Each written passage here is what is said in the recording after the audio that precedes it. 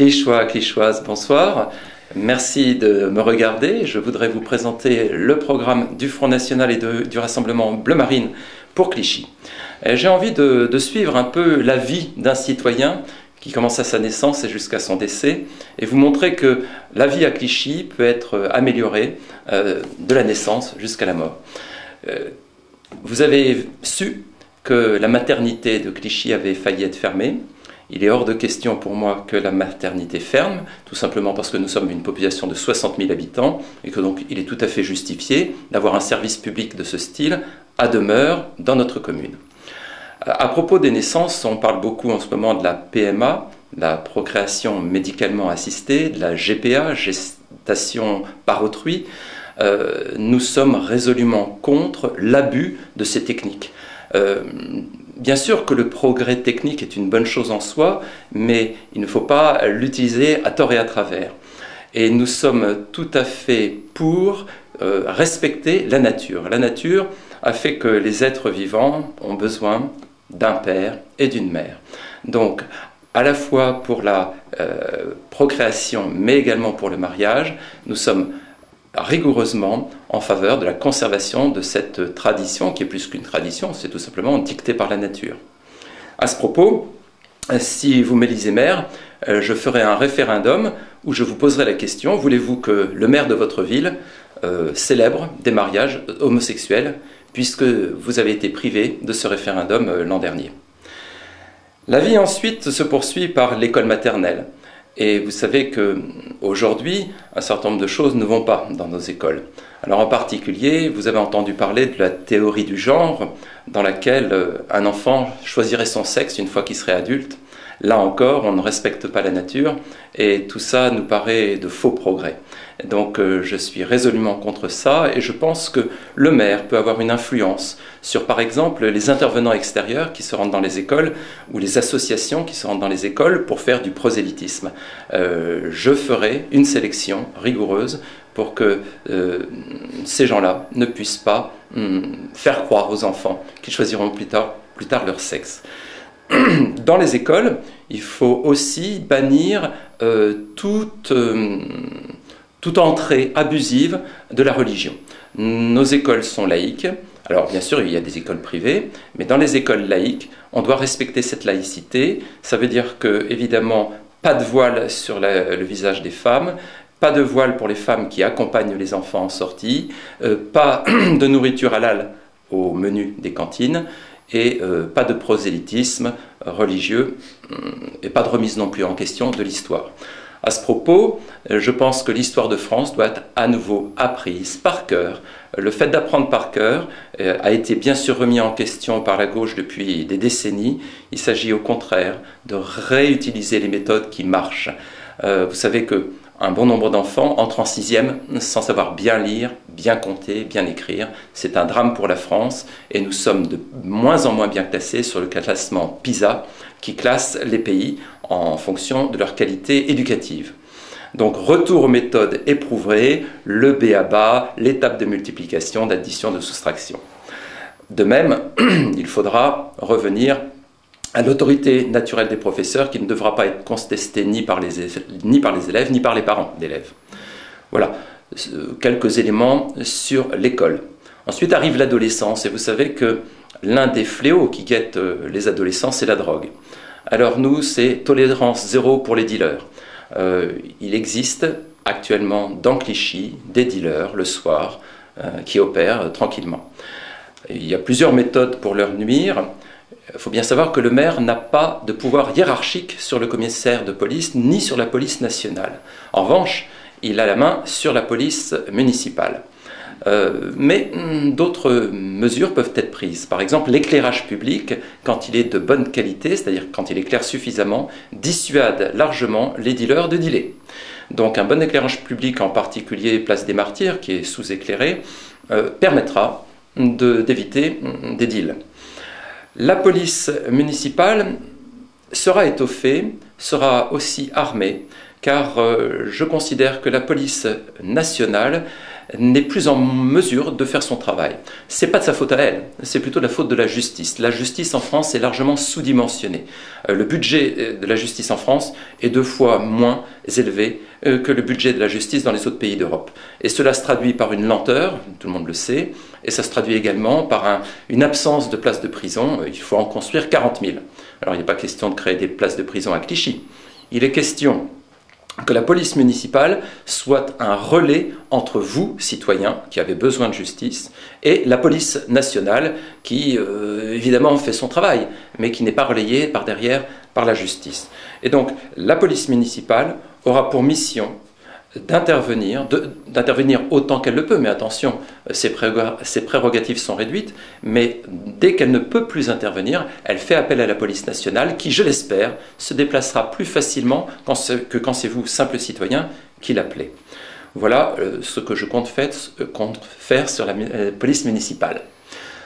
Ensuite, arrive l'âge de 18 ans. Et 18 ans, c'est l'âge de la majorité. On peut enfin voter. Bah oui, sauf que dans cette fausse démocratie, ça ne sert plus à grand-chose. Enfin, j'espère qu'à l'occasion de ces élections municipales, vous allez pouvoir démontrer que le vote sert à quelque chose. Mais rappelez-vous qu'aux élections législatives, le Front National fait 14% et sur 577 députés, n'a eu que 2 députés. Vous voyez que nous sommes dans une fausse démocratie et j'aimerais que nous suivions plus souvent l'exemple suisse, puisqu'il nous donne à côté de nous un exemple de démocratie directe en recourant systématiquement, en raison de une fois tous les 3 mois, en recourant à ce qu'ils appellent les votations, qui ne sont ni plus ni moins que des référendums. Je vous ai parlé tout à l'heure d'un référendum sur le mariage homosexuel à Clichy. Je vous en proposerai un second qui est: voulez-vous que la population étrangère à Clichy, qui est actuellement de 20%, soit baissée de 10% en 5 ans, soit baissée de 10% à 10%, donc de moitié. Voilà 2 référendums que j'ai l'intention de vous proposer pour vous redonner en partie votre liberté.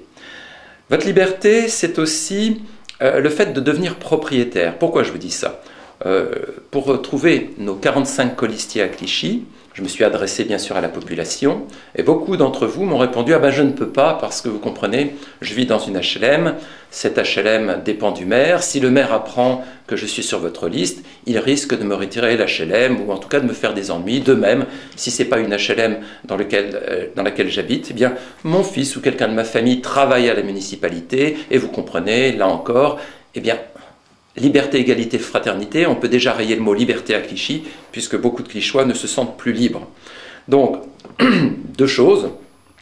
D'abord, essayer de devenir propriétaire de son logement, c'est gagner une certaine indépendance. C'est aussi une indépendance vis-à-vis des banques, parce qu'une fois que vous êtes propriétaire, il est beaucoup plus facile d'emprunter parce que vous pouvez en quelque sorte gager votre appartement. Vous n'êtes pas obligé de l'hypothéquer, mais en tout cas, ça donne confiance à votre banquier et donc vous pouvez emprunter pour acheter une auto, par exemple.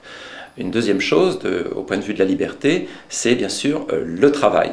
Aujourd'hui, à Clichy, il y a 1800 fonctionnaires. 1800, c'est un nombre considérable. Et ce que ne dit personne, c'est qu'il y a en plus 400 contractuels. 1800 plus 400, 2200 personnes qui travaillent pour la mairie. Il s'agit bien évidemment de vous rendre votre liberté en vous redonnant votre pouvoir d'achat, en vous permettant de dépenser vous-même le fruit de votre travail et non pas de le dépenser ou de l'investir sous forme d'impôt.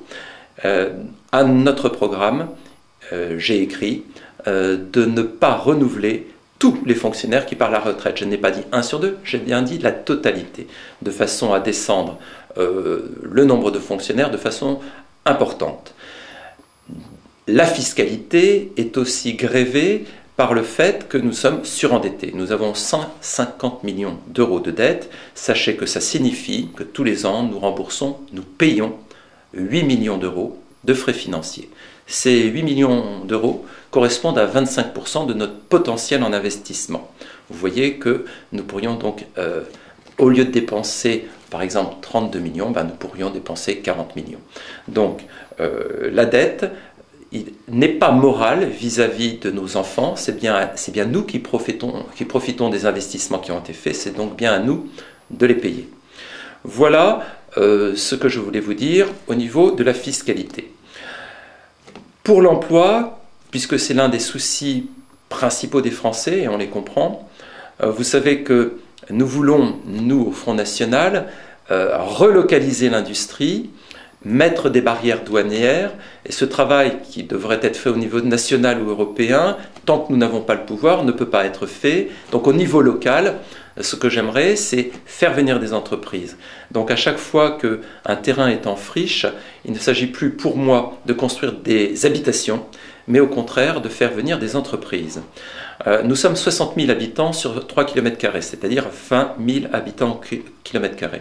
C'est le début de la surpopulation. Ça se traduit par des services publics engorgés, des embouteillages en permanence dans nos rues, un métro saturé. Donc, pour moi, il est hors de question que la population clichéoise croisse encore. Je veux rester sous les 60 000 habitants.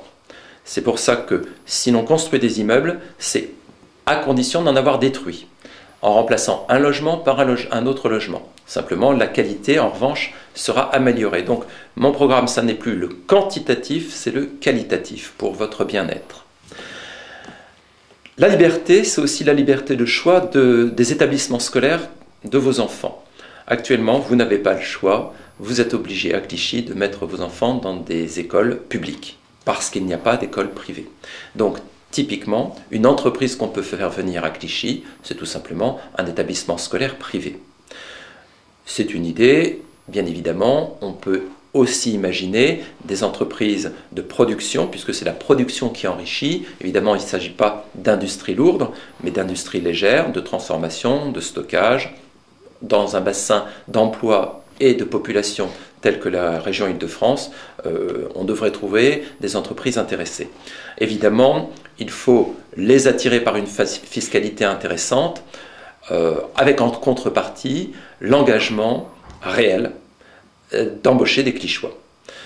À ce propos, évidemment, au niveau de la formation, nous sommes tout à fait conscients qu'il y a une adéquation entre les formations prodiguées par l'éducation nationale puis l'université et les besoins des entreprises.